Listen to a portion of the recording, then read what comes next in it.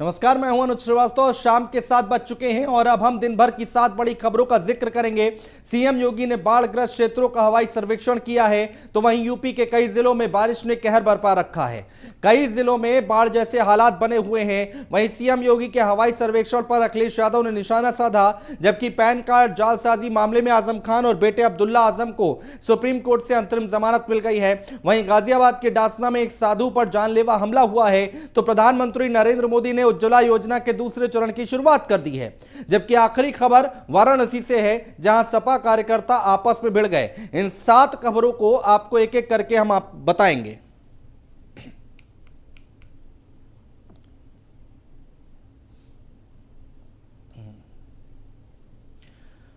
और लखनऊ से एक बड़ी खबर आ रही है। बीजेपी ने जितेंद्र सिंह बबलू को पार्टी से निकाल दिया है। 4 अगस्त को बीजेपी में शामिल हुए थे जितेंद्र सिंह।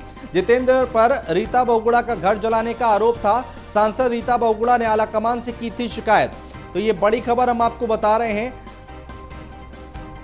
जितेंद्र पर रीता बहुगुणा जोशी का घर जलाने का आरोप। तो बीजेपी ने जितेंद्र सिंह बबलू को पार्टी से निकाल दिया है।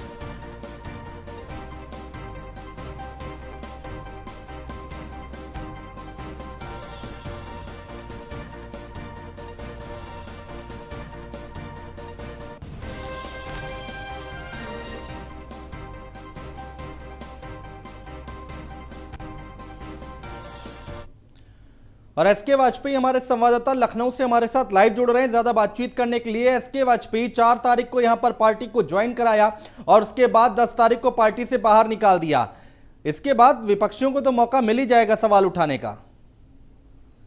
आप बिल्कुल, अगर हम देखें तो जिस तरीके से ये पूरा घटनाक्रम हुआ, 4 तारीख वो तारीख थी जिस दिन जितेंद्र सिंह बबलू समेत 4 बड़े नेता जो कि बीएसपी के थे वो बीजेपी में शामिल होते हैं। और सबसे बड़ी बात ये थी कि जितेंद्र सिंह बबलू का नाम खास था क्योंकि बीएसपी सुप्रीमो के काफी करीबी रहे और लगातार बीएसपी सुप्रीमो के लिए वो एक हम कहें कि सिपासलार के तौर पर काम करते रहे। 2009 का वो वक्त था जब उत्तर प्रदेश में बीएसपी की सरकार थी। बीएसपी सुप्रीमो मायावती उत्तर प्रदेश की मुख्यमंत्री थी। उस दौरान एक टिप्पणी रीता बहुगुणा जोशी ने की थी, क्योंकि रीता बहुगुणा जोशी उस दौरान कांग्रेस की प्रदेश अध्यक्ष हुआ करती थी। और उसके टिप्पणी करने के बाद उनके घर में देर रात करीब 11 साढ़े 11 का वक्त था जब उनके घर में आगजनी की गई, तोड़फोड़ की गई और बड़े पैमाने पर अभद्र भाषा का प्रयोग भी किया गया। हालांकि इस दौरान रीता बहुगुणा जोशी मकान में नहीं थी, लेकिन इस पूरे घटनाक्रम के बाद एक राजनीतिक बवाल मचा था और पूरे मामले पर मुकदमा दर्ज हुआ था, जिसमें 7 आरोपी बनाए गए थे, जिसमें जितेंद्र सिंह बबलू का भी नाम था। और उससे बड़ी चीज यह है कि तत्कालीन जो एसएसपी रहे, साथ ही साथ जिस इलाके में रीता बहुगुणा जोशी का मकान आता था, वो एसपी पूर्वी जो यहां के थे वो, और साथ ही साथ अन्य 5 अन्य पुलिसकर्मी भी थे जिसमें सीओ भी शामिल थे। उन पर भी इस मामले में मुकदमा दर्ज हुआ कि आखिर उनकी लापरवाही से एक प्रदेश अध्यक्ष के घर पर आग लगा दी जाती है। तो इस पूरे मामले को लेकर कहीं ना कहीं लगातार राजनीति चल रही थी। और जब बीजेपी की सरकार 2017 में उत्तर प्रदेश में आती है, 2019 का वो वक्त था जब बीजेपी सरकार ने पूरे मामले पर मुकदमा चलाने के लिए अधिकारियों के खिलाफ। बिल्कुल एसके वाजपेयी, बहुत शुक्रिया तमाम जानकारी अपडेट हम तक पहुंचाने के लिए। बढ़ते आगे, यूपी के कई जिलों में बारिश के बाद बाढ़ की स्थिति बनी हुई है। वाराणसी, प्रयागराज, महोबा समेत कई जिले इस वक्त बाढ़ में डूबे हुए हैं। लिहाजा बाढ़ग्रस्त इलाकों का जायजा लेने के लिए सीएम योगी भी लगातार एक्शन में हैं। सीएम आज हमीरपुर दौरे पर रहे और जहां उन्होंने बाढ़ग्रस्त इलाके का हवाई सर्वे किया। सर्वे के बाद सीएम योगी ने बाढ़ पीड़ितों को राहत सामग्री बांटी। सीएम ने पीड़ितों से समस्याएं भी सुनी। तस्वीरें आपके सामने।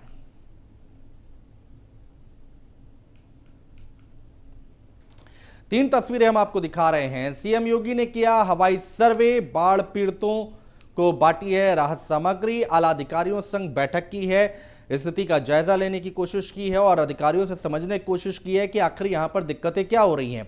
तो हवाई सर्वे करके पहले पूरे इलाके का, पूरे क्षेत्र का उन्होंने जायजा लिया है और राहत सामग्री बांटी है। उसके बाद जो पीड़ित लोग थे उनको खुद अपने हाथों से राहत सामग्री बांटी और अधिकारियों संग उसके बाद बैठक की है।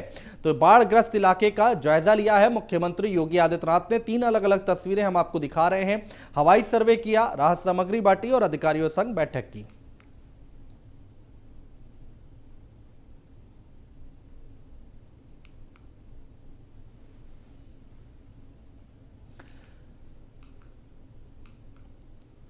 तो मुख्यमंत्री ने हवाई सर्वे किया है आज और पूरे क्षेत्र का जायजा लिया है, जिसकी तस्वीरें हम आपको दिखा रहे हैं। राहत सामग्री बांटी है, जो ज़रूरतमंद लोग हैं उनको राहत सामग्री बांटी है, अधिकारियों के साथ बैठक की है।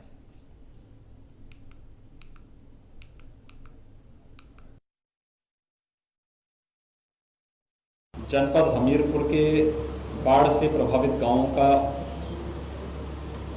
हवाई सर्वेक्षण करने के बाद यहां पर चल रहे राहत कार्यों की समीक्षा की है।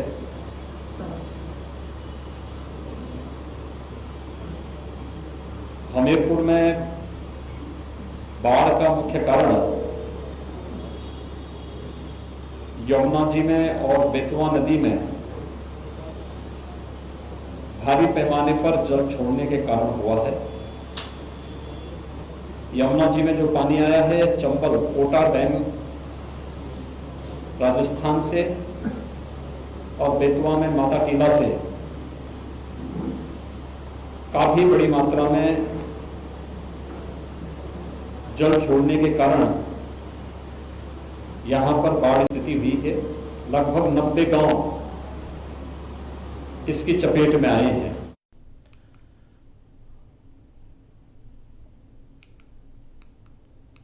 दो तस्वीरें हम आपको दिखा रहे हैं। हमीरपुर का यहां पर हवाई दौरा किया और यहां पर जायजा लेने की कोशिश की है मुख्यमंत्री योगी आदित्यनाथ ने। दूसरी तस्वीर हम आपको दिखा रहे हैं जालौन की, जहां पर चारों तरफ पानी ही पानी दिखाई दे रहा है और बाढ़ से लोग परेशान हैं। फिलहाल स्थिति का जायजा लेते हुए यहां पर मुख्यमंत्री योगी आदित्यनाथ। दो तस्वीरें हमीरपुर और जालौन की हम आपको दिखा रहे हैं। बाढ़ग्रस्त इलाकों का दौरा किया है मुख्यमंत्री योगी आदित्यनाथ ने। बाढ़ पीड़ितों को राहत सामग्री भी बांटी है।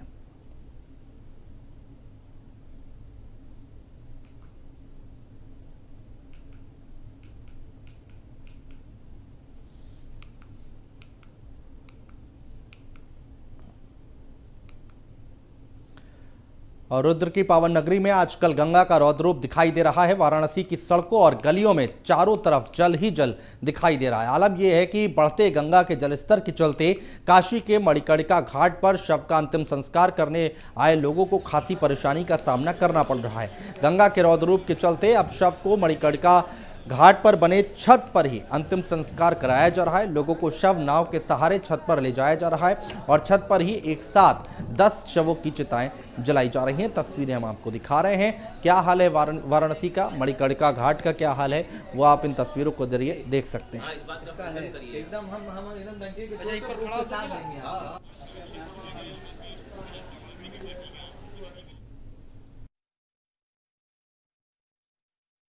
गंगा का स्तर लगातार निरंतर बढ़ने के कारण हम लोग यहाँ के तीर्थ यात्रियों को बहुत दिक्कत हो रही है। तीर्थ पुरोहित होने रहते हैं, तीर्थ यात्री हमारे यहाँ बाहर से, आंध्र प्रदेश से, नेपाल राष्ट्र से भी आते हैं।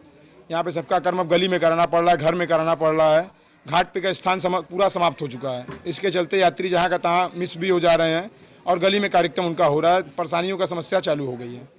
कितना पानी बढ़ा है? पानी निश्चित अपने नॉर्मल रेंज से लगभग 60 फीट ऊपर बह रहा है मणिकर्णिका तीर्थ पे। ये मणिकर्णिका एक अनादि तीर्थ है। यहाँ पे शंकर जी की मणि और माता पार्वती कर्णिका गिरी है, इसीलिए नाम इसका मणिकर्णिका है। गंगा का स्तर लगातार मोक्ष की नगरी काशी में लगातार गंगा का जलस्तर बढ़ रहा है। हालांकि गंगा के जलस्तर बढ़ने पर मणिकर्णिका घाट पे चिताओं को जलाने में काफ़ी परेशानियां हो रही है।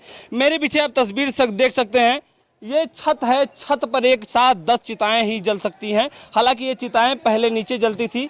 बढ़ते गंगा के जलस्तर को देखते हुए चिताओं को छत पर जलाया जा रहा है। दूसरी तरफ मैं आपको दूसरी तस्वीर दिखा दूं कि वो नाव है, नाव के सहारे ही चिताएं इस छत पर आती हैं। उसके बाद बारी बारी करके चिताएं जलती हैं। यानी ये कहना गुरेज नहीं होगा कि बढ़ते गंगा के जल स्तर को देखते हुए चिताओं को भी जलाने में काफ़ी परेशानियां हो रही है। उसके साथ साथ एक और बात बता दूं कि मैं जहां मौजूद हूं एक नाव है और ये नाव नीचे से दूसरे तल पे है। यानी कि जहां एक रास्ता होता था वहां पर पानी आ गया और ये कठिनाइयों का सबर है, क्योंकि यहाँ पे तटीय क्षेत्र में रहने वाले लोगों की मुश्किलें बढ़ गई हैं। आकाश यादव, न्यूज 1 इंडिया, वाराणसी। बड़ी खबर आ रही है अखिलेश यादव का बीजेपी पर निशाना। बीजेपी पर निशाना साधा अखिलेश यादव ने। दलित और ओबीसी को बीजेपी ने गुमराह किया है, यह अखिलेश यादव की तरफ से कहा गया है। तो एक बड़ी खबर हम आपको बता रहे हैं, अखिलेश यादव ने बीजेपी पर निशाना साधा है। क्या कुछ कहा है वो हम आपको बता रहे हैं कि दलित और ओबीसी को भारतीय जनता पार्टी ने गुमराह किया है। अखिलेश यादव ने ये बात कही है, तो बीजेपी पर निशाना साधा है अखिलेश यादव ने। बड़ी खबर हम आपको बता रहे हैं इस वक्त की, दलित और ओबीसी को बीजेपी ने गुमराह किया है। तो अखिलेश यादव जिन्होंने भारतीय जनता पार्टी को आड़े हाथों लिया और कहा है कि दलित और ओबीसी को जो है भारतीय जनता पार्टी ने गुमराह किया है। बड़ी खबर है अहम खबर हम आपको बता रहे हैं। अखिलेश यादव जिन्होंने बीजेपी पर निशाना साधा है, दलित और ओबीसी को यहां पर गुमराह किया गया है। बीजेपी की तरफ से भारतीय जनता पार्टी ने गुमराह किया है। तो अखिलेश यादव ये उन्होंने निशाना साधा है।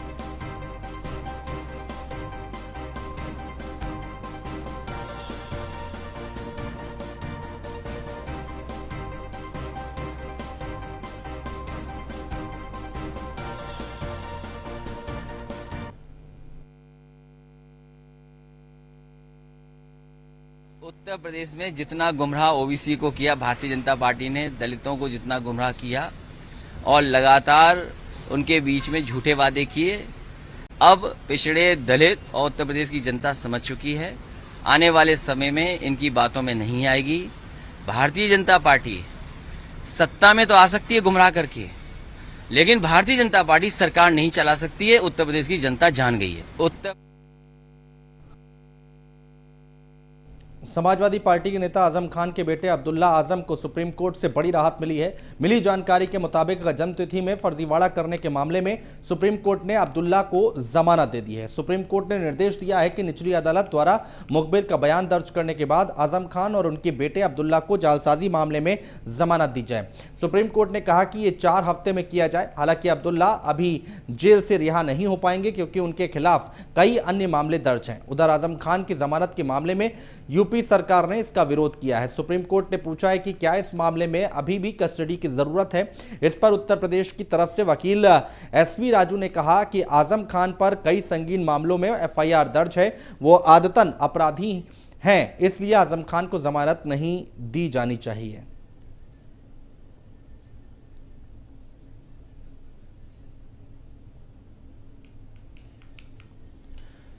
तो फिलहाल राहत मिली है, लेकिन अभी बाहर नहीं आ सकते जेल से क्योंकि और भी कई सारे मामले चल रहे हैं और यहां पर एक राहत मिलती दिखाई दे रही है। और क्या है पूरा मामला, ये मामला क्या है? दोनों पर फर्जी पैन कार्ड का आरोप है। ये हम आपको तफसील से बताते हैं और समझाते हैं कि दोनों पर फर्जी पैन कार्ड का आरोप है। दूसरा पैन कार्ड बनवाने का आरोप है। पहले पैन कार्ड की जानकारी छुपाई गई है, दूसरा बर्थ सर्टिफिकेट बनवाया। पासपोर्ट और पैन कार्ड मामले में अलग अलग एफआईआर है। तो ये पूरा मामला है जो कि सामने आया है।